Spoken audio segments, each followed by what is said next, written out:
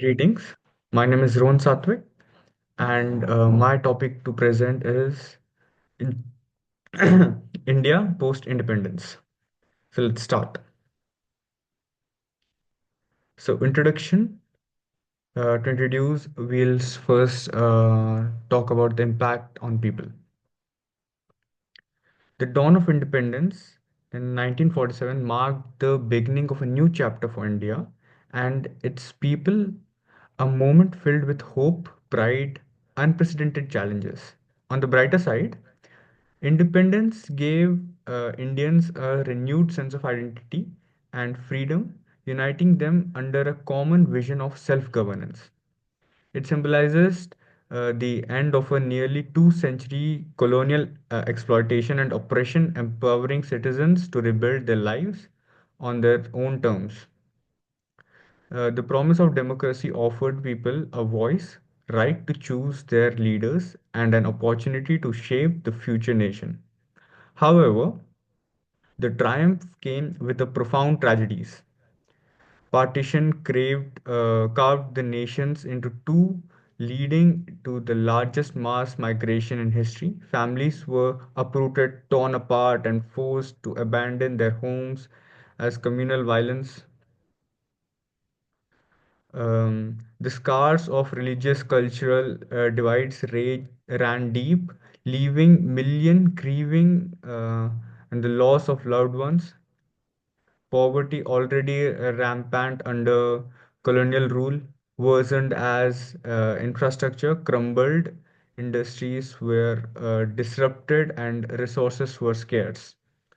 So, in all that problems, still India stood apart. The leaders knew the impact of having sudden independence where the native of Indians were not ready for it. Despite the hope of independence, countless Indians faced a daunting task of rebuilding their lives from scratch, battling illiteracy, unemployment, and an uncertain future. It was a time of both celebration and struggle, two sides of a transformative coin. So let's go forward. Socio-economic landscape. Post-independence, India embarked on an ambitious journey to uplift a socio-economic framework. Industrialization became a cornerstone with projects like Bhakra Nagal Dam and establishment of public sector units symbolizing self-reliance. Land reforms aim to redistribute land to marginalized farmers, though their uneven implementation limited success. Education saw a significant push with institutions like IITs and the expansion of primary schooling, improving literacy rates.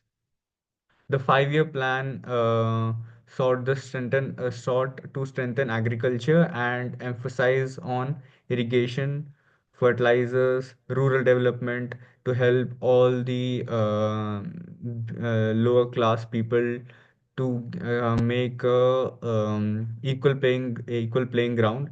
As Dr. Ambedkar said, in after few years, he wanted to see every class of people having equal rights, equal playing grounds, as poor people had less opportunities or less resources to work on, whereas already rich people had better circumstances where they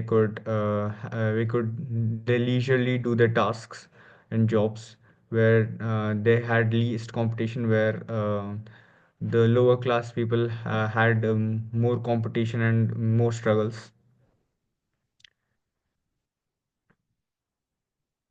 However, challenges abound.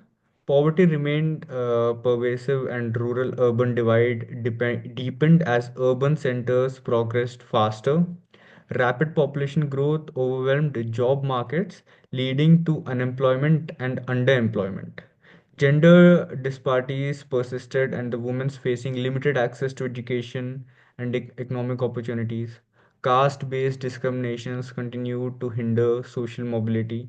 The economy struggled to meet food demands, leading famines, reliance on food imports like PL 450 grains from United States, which made a big hole on Indian economy, investing so much on food that to import here. Despite progress, India's heavy reliance on a socialist model slowed private sector growth, stifling entrepreneurial innovation. While foundation for a modern economy was laid, bridging these gaps demand continuous effort and reliance. Uh, let's see the political transition. Politically, India emerged as the world's largest democracy at feet of unparalleled ambition given country's diversity and size. The adoption of a progressive constitution in 1950 laid the foundation for a nation built on principles of equality, justice, secularism. Leaders like Jawaharlal Nehru envisioned a modern India prioritizing scientific temper, industrial growth, non aligned foreign policy that kept the nation independent in a bipolar world. However, a political journey was far from smooth. As we all know, we had all the dispute, the most of the disputes still carry on. The integration of over 500 princely states into the Indian Union was a Herculean task achieved through diplomacy, tact, and occasional force by leaders like Sardar Vallabhbhai Patel. Simultaneously, linguistic and regional aspirations threatened to fragment fragile unity. Movement demanding states based on language led to unrest, promoting the reorganization of states in 1956. Corruption and inefficiency began to take root, undermining public trust in the democratic process.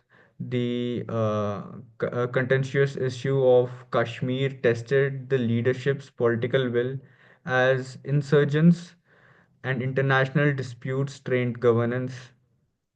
Despite these challenges, India's democracy proved resilient.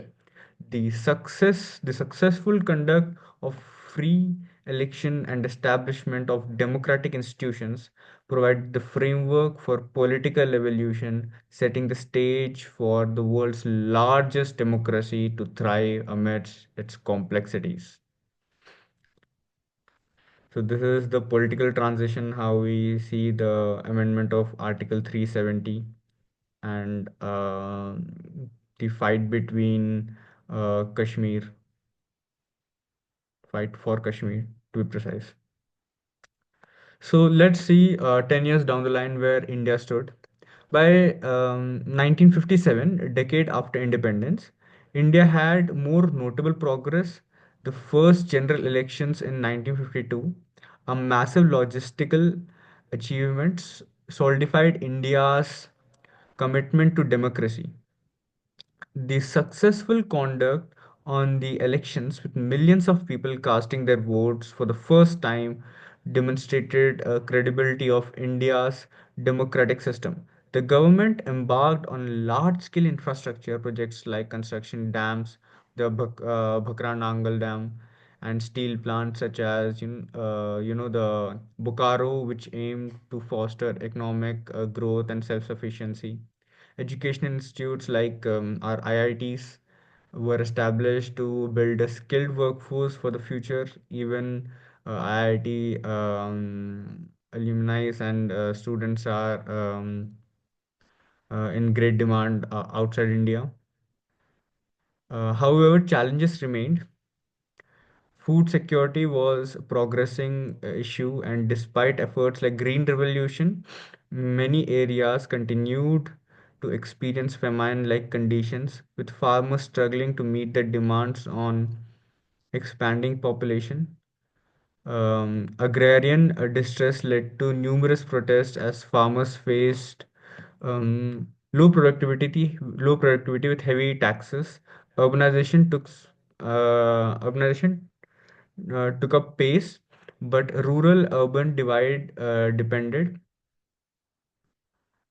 While cities grew, rural India faced poverty, lack infrastructure, and poor healthcare. These disparities fueled such unrest, but India's collective resilience and a sense of unity enabled the country to address these challenges, slowly working toward more equitable society. Let's see how we coped up with challenges. India's post independence journey has been defined by its remarkable resilience in face of challenges. In the years following independence, the country faced widespread poverty, illiteracy, and underdevelopment. But instead of succumbing to these difficulties, successive governments took a bold step to transform India's future. The Green Revolution of 1960s, for example, revolutionized India's agriculture by introducing high-yielding crop varieties, modern farming techniques which helped alleviate food shortages and made self-sufficient India self-sufficient in grain production. Meanwhile, industrial policies focused on infrastructure development, which not only created jobs but also attracted foreign investments, fueling economic growth. Education and healthcare became central to India's development, leading to improvement in literacy rates and life expectancies, narrowing the gaps in social inequality. India's democratic framework played a crucial role providing a platform for voices from marginalized communities, ensuring policies that aimed for inclusivity. The country's ability to make necessary reforms like liberalization of economy in 1990s helped it integrate into the global market and grow um, into a key player of the world economy, and achieving all that in just 50 years from where India started, how India was left, how exploited out and torn by Britishers. It's a commendable job how we all united. People might say we could have done a better job, but still, coping with the challenges is a great part, and coming up with such a impact is showing the world that we are something and we are one of the top um, leading countries that is a key player in world economy. By learning from past mistakes and embracing change, India continues to move forward, transforming its challenges into opportunities and positioning itself as a global leader. So, this was the India after independence. I believe I have touched almost all the topics. So, thank you for my time. Thank you for giving your time. Um,